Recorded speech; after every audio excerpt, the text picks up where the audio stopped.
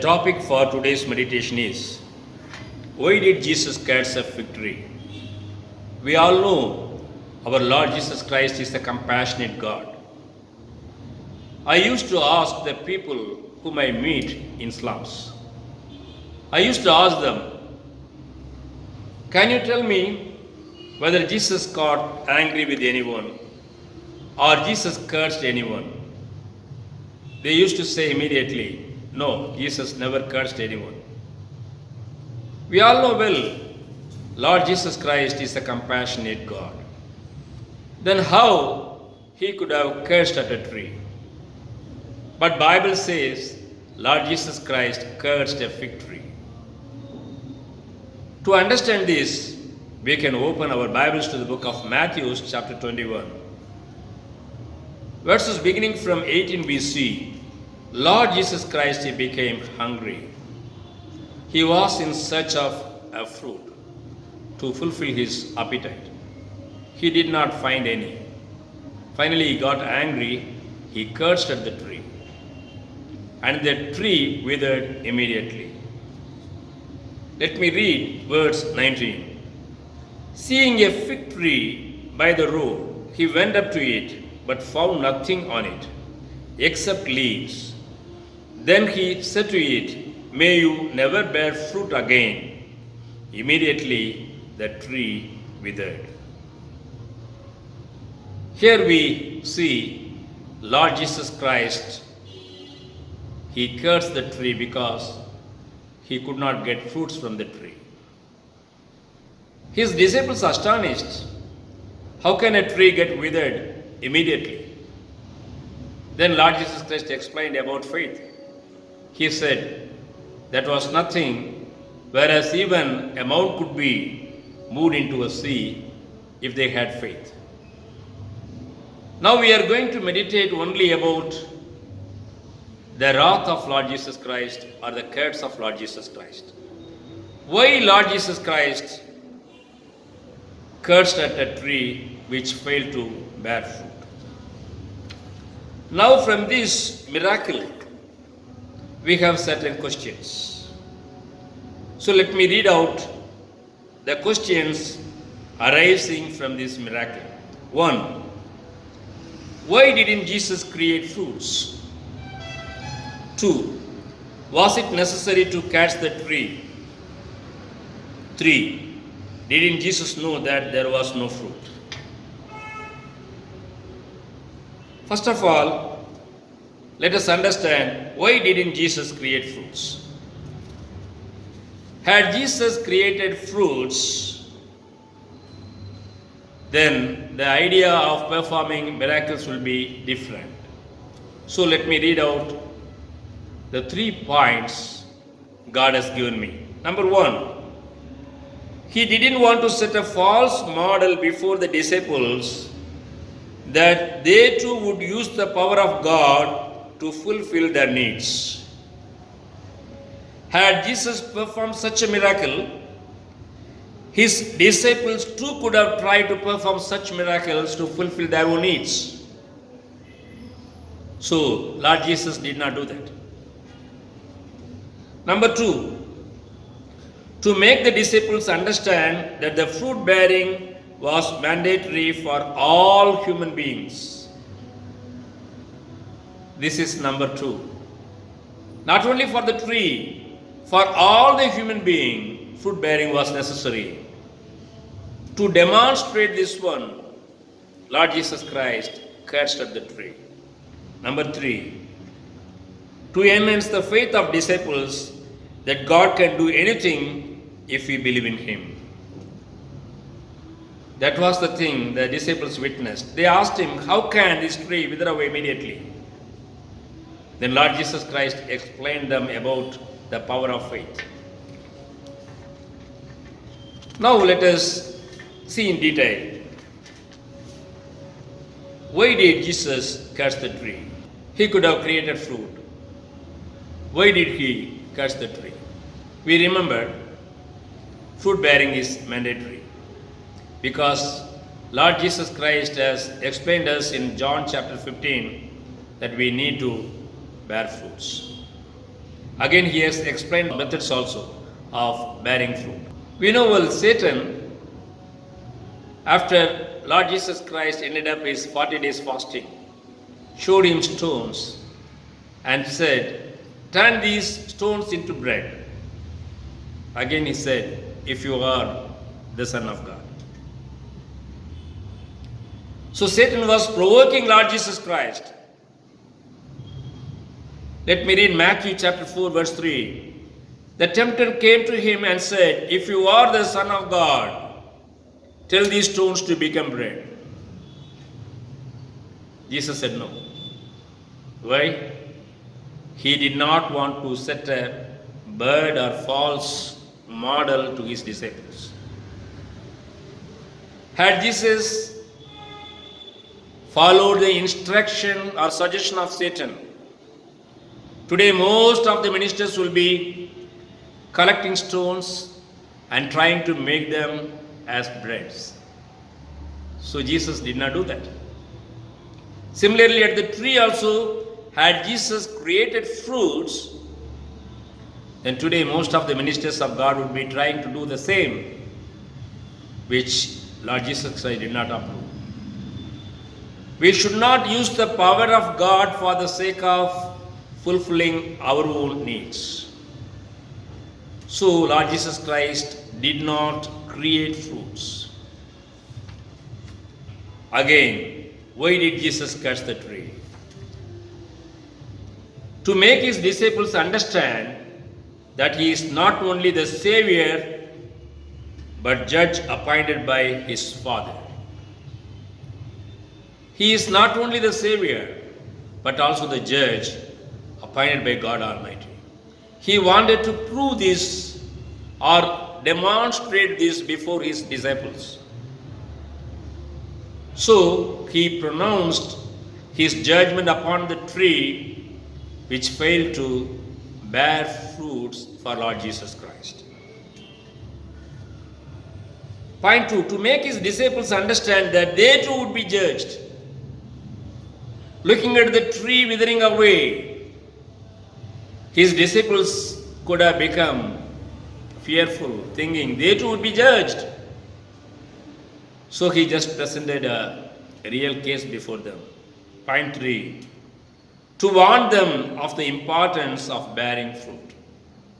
To make them realize the importance of bearing fruit, Lord Jesus Christ cursed at the tree, so that that would remain in their minds and they would try to bear fruits. To understand this one, we can go through the parable Lord Jesus Christ explained in the book of Saint Luke, chapter 13, verses beginning from 6. Here we see a man had a fig tree growing in his vineyard, and he went to look for fruit on it, but did not find any. So he said to the man who took care of the vineyard, "For 3 years now, I have been coming to look for fruit on this fig tree, and haven't found any. Cut it down. Why should it use up the soil?" Then the gardener pleaded with the owner of the garden. He said, "Give me one more year. Give me one more year that I may put some fertilizer." Again the gardener says in verse 9, "If it bears fruit next year, fine. If not, then cut it down." So, we have been enjoying the grace of God for many years. Maybe some people are Christians for 40 years, 50 years, 70 years, 80 years. But according to this parable, the period of grace is only 3 or 4 years. Within these 3 or 4 years, if we fail to bear fruits, Bible says we will be cut down. Jesus says, why we have to waste the land or the soil? Gardener pleaded for mercy. He sought time. Then the pronouncement of judgment came. Okay, one more year granted. But if it doesn't bear fruit, cut it down. So bearing fruit is mandatory for all believers, all Christians. Then another point we understand is Jesus is not only the Savior but Judge too. We can read from Revelations chapter 22 verse 12. Look, I am coming soon. My reward is with me, and I will give to each person according to what they have done. Here we see Lord Jesus Christ has been appointed as the judge to reward us. From the book of John chapter 5 verse 22 and verse 27, we read and understand like this, that let me read for you. Moreover, the Father judges no one, but has entrusted all judgment to the Son, and he has given him authority to judge because he is the Son of Man. Lord Jesus Christ pronounced his judgment upon the tree to make the disciples understand that they too would be judged. And Lord Jesus Christ is not mere the Savior, but he is also the judge. Now the most important question is, didn't Jesus know that there was no fruit? We believe Lord Jesus Christ is the Son of God. So the question is natural. Didn't Jesus know that there was no fruit? I believe he knew it. You can ask me how. When Nathanael met Lord Jesus Christ prophesied about his meeting with Philip. Let me read those verses for you. From the book of John chapter 1 verses 47 and 48. When Jesus saw Nathanael approaching, he said of him, "Here truly is an Israelite in whom there is no deceit." "How do you know me?" Nathanael asked. Jesus answered, "I saw you while you were still under the fig tree before Philip called you." So Lord Jesus Christ explained to Nathanael, "I saw you when you were with Philip under the fig tree." When Lord Jesus Christ could see a person under the fig tree by the gift of the Holy Spirit he had, I believe he was knowing that there were no fruits. Then why did he go there? To teach his disciples a lesson. Because he did not spare the tree that failed to bear fruits. Again, he wanted to show his disciples they too would be judged if they fail to bear fruits. Now let us understand, does tree symbolizes man according to the Holy Bible? Because there Jesus cursed at the tree and the tree withered away. Now the question is, Lord Jesus Christ cursed only the tree, not human being. But Bible says human being as trees in some of the books of Bible. Let me read Psalms chapter 37 verses 35 and 36. I have seen a wicked and ruthless man flourishing like a luxuriant native tree, but he soon passed away and he was no more. Though I looked for him, he couldn't be found. Here a man had been presented as a tree. A wicked man, he had been presented as a tree. So it is natural when Lord Jesus Christ cursed the tree, it means men also. Similarly, from the book of Daniel chapter 4 verses beginning from 20 to 22, we understand when Daniel explained to King Nebuchadnezzar about the vision he had, he said, "The tree which was shown to the king pointed to king himself." Let me read few verses for you from 20 to 22. "The tree you saw which grew large and strong, with its top touching the sky, visible to the whole earth, with beautiful leaves and abundant fruit, providing food for all, giving shelter to the wild animals, and having nesting places in its branches for the birds. Your Majesty, you are the tree. You have become great and strong. So when Lord God gave vision to Nebuchadnezzar, he showed a big tree. The tree provided shadow, fruits to many living beings. Finally, the pronouncement of the judgment was, it was cut down. Only the root and the stump was spared. Daniel explained, O king, you are the tree. So we can understand God presented tree symbolically as human being or mankind. So when Lord Jesus Christ cuts up the tree, we need to understand we too will be punished if we fail to bear fruits. Again, why we need to bear fruits? From the book of John chapter 15 verse 16, we can read and understand, you did not choose me, but I chose you and appointed you so that you might go and bear fruit that will last. So here we understand God has chosen us to bear fruits. Again, God says those fruits should remain with us always. So God has chosen us to bear fruits. How can we bear fruits? From the same chapter we can understand point by point. To understand bearing fruits, we can read a few verses from John chapter 15. First of all, let me read verse 4. Remain in me, as I also remain in you. No branch can bear fruit by itself. It must remain in the vine. Neither can you bear fruit unless you remain in me. So the verse is very clear. We have to remain with Lord Jesus Christ.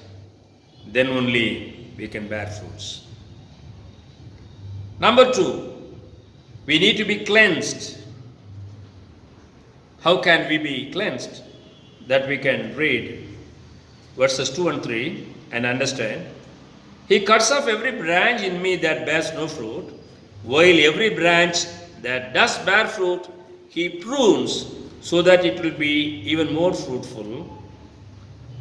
You are already clean because of the word I have spoken to you. Only by the words of Lord Jesus Christ we can be clean. So we have to meditate the word of God again and again so that we can be cleansed and we can bear more fruits for our Lord and Savior Jesus Christ. Again, the words of God should remain in us. Let me read verse 7.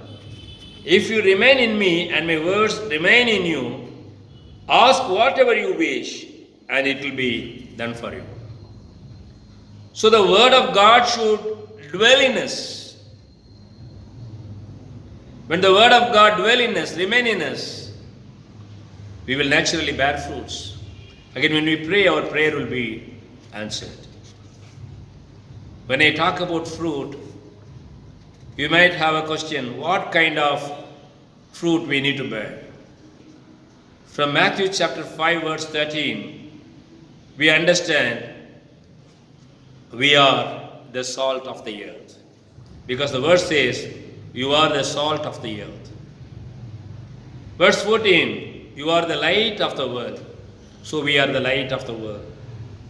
Again from John chapter 12 verse 24, we are the kernel of wheat.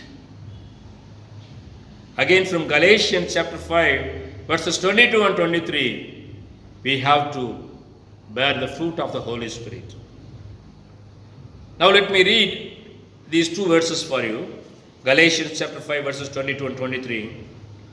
But the fruit of the Spirit is love, joy, peace, forbearance, kindness, goodness, faithfulness, gentleness, and self-control. Against such things there is no law.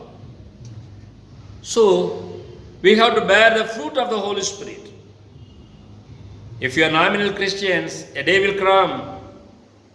When the day comes, the day of judgment comes, Lord Jesus Christ will curse us. He will cut us down. We will wither away. Because we need to bear fruits. We should have salt in us. We should have light in us. We should be like a kernel of wheat. We should have the fruit of the Holy Spirit. Then we will be blessed. We won't be cursed by our Lord and Savior Jesus Christ. So from these things, what we have understood? What have we learned from this miracle? Let me read 6 points for you. Number 1, Lord Jesus was a human and divine. That we have understood. We have understood that Lord Jesus Christ was a human and divine. Because we have understood that Lord Jesus Christ had appetite. So he was a human being. Again, he just spoke a word and the tree withered away. So that has expressed that he is divine. Point 2, bearing fruit is mandatory for all men. When Jesus did not forgive even the tree that failed to bear fruit, we can understand he won't tolerate with us. Number 3, men are figuratively shown as trees in the Holy Bible. Yes, figuratively, men have been presented as trees in the Holy Bible. Point 4, Lord Jesus is not only our Savior, but our judge as well. He is not only the Savior, he is also the judge of the whole world. Point 5, faith in Lord Jesus will empower us to perform mighty miracles. Yes, when we have faith in Lord Jesus Christ, that will empower us to perform mighty miracles. It's what Lord Jesus Christ explained to his disciples when he discussed with them after this miracle. Point 6, Lord Jesus' appetite is to see and enjoy fruits from us. The real appetite of Lord Jesus Christ is to have fruits from us. When we bear spiritual fruits, we can satisfy Lord Jesus Christ and receive his blessings. So dear brothers, today God has taught us very clearly that we have to bear fruits. He won't bear with us, he won't pardon us if we fail to bear fruits. It is the mandate we have received from God Almighty. So let us bear fruits and be of good and usefulness to other people. May God bless us through this message. Let us pray. Our gracious God, we thank the Lord for the lesson you have taught unto us. Make us fruit-bearing human beings. Continue to remain in us, O Lord, so that we can bear fruits. In Jesus' precious name we pray. Amen. Dear brothers and sisters, thanks for watching this video. If you want to have more information, you can call me by the number shown in the screen, or you can write to me by the email ID shown in the screen. Thank you. May God bless us all.